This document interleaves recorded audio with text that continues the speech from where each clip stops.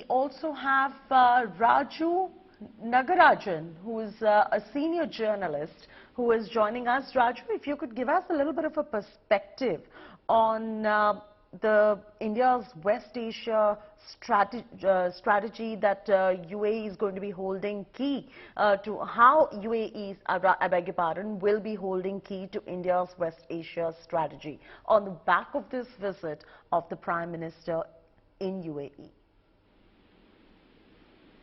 He occupies a very pivotal position in this issue because of the long and very deep relationship it has had with India.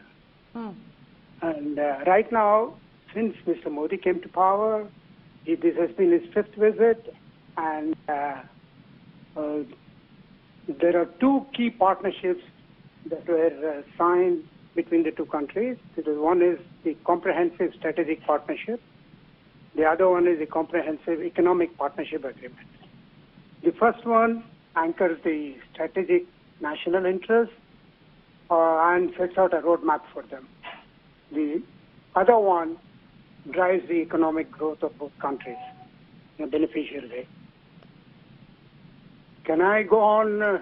Yes, absolutely. But the personal chemistry also, if you could tell us, in the close rapport between President Sheikh Mohamed bin Zayed Al Nahyan and Prime Minister Modi, and how that has been a rather key factor in the rapid development of this close partnership.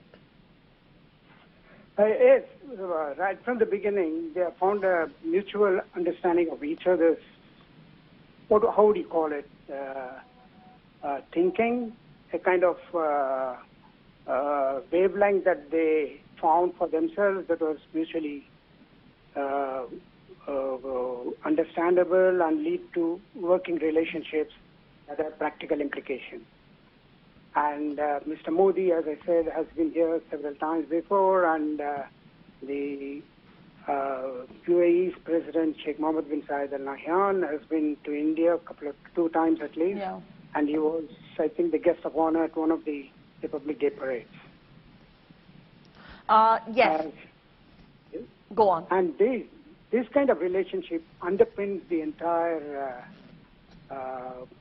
strategy that UAE and India are planning or are implementing at the moment in a long-term way.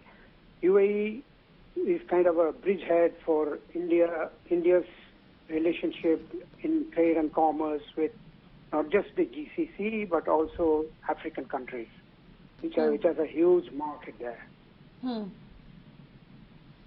I believe that the bilateral trade has grown to about $85 billion in FY23, and that has made UAE India's 3rd largest trading partner. So if you could tell us a little more about the trading ties that we share with the UAE, and with this meeting, how India would benefit going forward.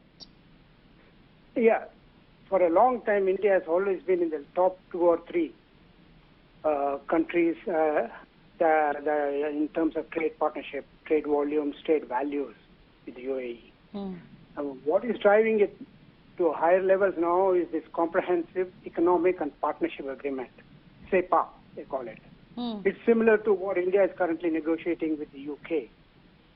What the UAE is offering under this, and the way they have shaped this CEPA between the UAE and India, is that 90% of export products and 80% of lines of trade between the 2 countries will be duty-free.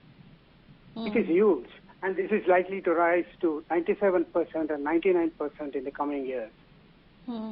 Right now, since the CEPA agreement was signed last year in 2022, the trade has already hit $50 billion from $40 billion. And the target of $100 billion by 2027 is likely to be overtaken much before that time. You're talking about bilateral trades in good to about $100 billion in 5 years, I'm guessing. And what about the trade in services?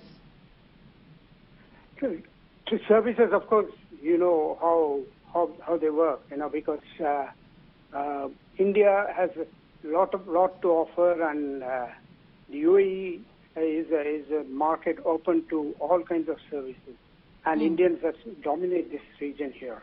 And it ranges from financial advisories to trade, of course, then logistics, which is a huge area of growth nowadays. And beyond that, we have the people-to-people relationship, which has been growing over the decades. Has SEPA really increased employment opportunities? How is Yes, SEPA it benefiting should, on that side? actually, on both sides, if you look at it.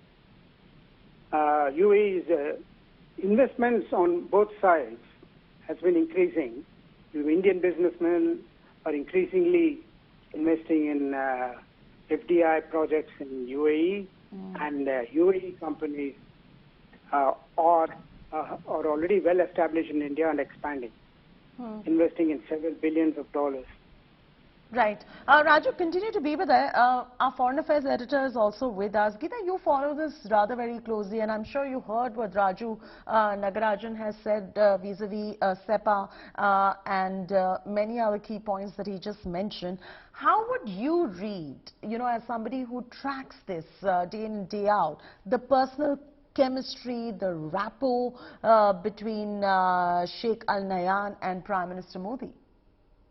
Well, the fact that the leadership's meetings have taken place in on so many occasions, and also the fact that India has invited the UAE as a special guest for the G20 clearly shows the importance that the two countries attach to the relations. But like Nagarajan was saying, it's not just about the trade and enhancement of trade.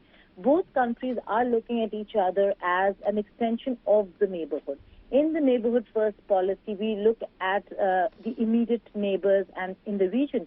But if you just look a little beyond, it's the UAE that's one of the most important and critical partners in the region. And that's how India is treating the United Arab Emirates and enhancing cooperation.